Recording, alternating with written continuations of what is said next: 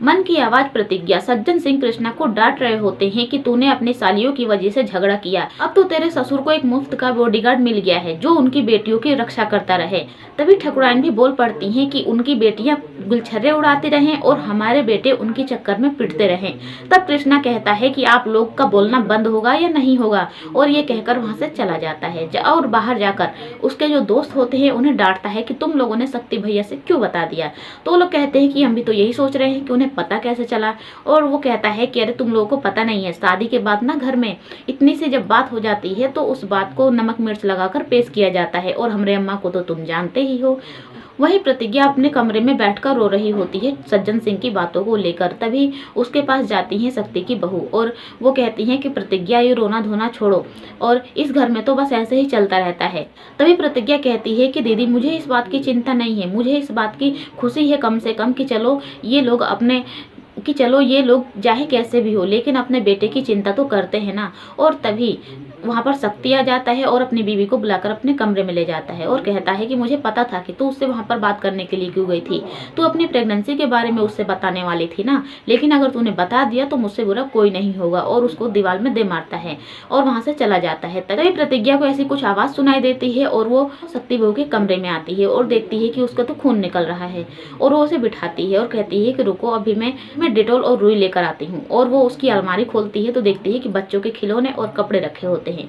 ये देखकर प्रतिज्ञा समझ जाती है और उसे कहती है कि मुझे पता है दीदी कि आप प्रेग्नेंट हो, तो आप शक्ति भैया को क्यों नहीं बताती हो। आप अगर बताएंगे शक्ति भैया को तो शायद उनका व्यवहार बदल जाए और वो खुश हो जाए, फिर आपके प्रति उनका प्यार भी बढ़ जाएगा।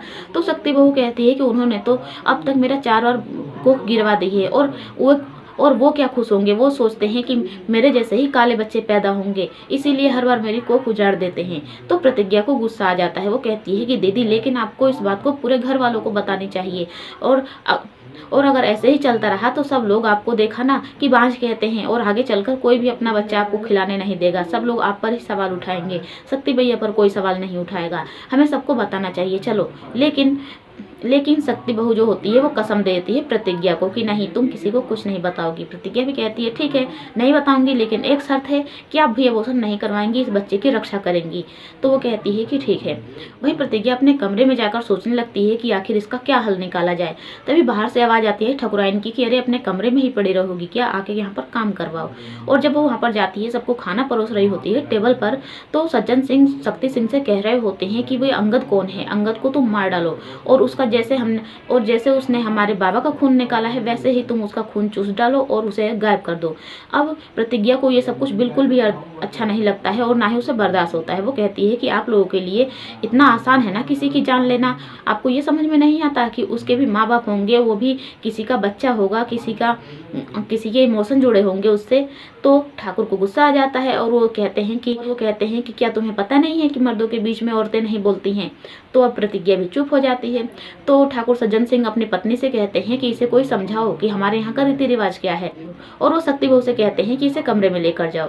तो उसे कमरे में लेकर चली जाती है। दोस्तों और भी एपिसोड के लिए चैनल को सब्सक्राइब करें, वीडियो को लाइक करें कि आखिर प्रतिज्ञा शक्ति बहू के बच्चे की जान कैसे बचाएगी।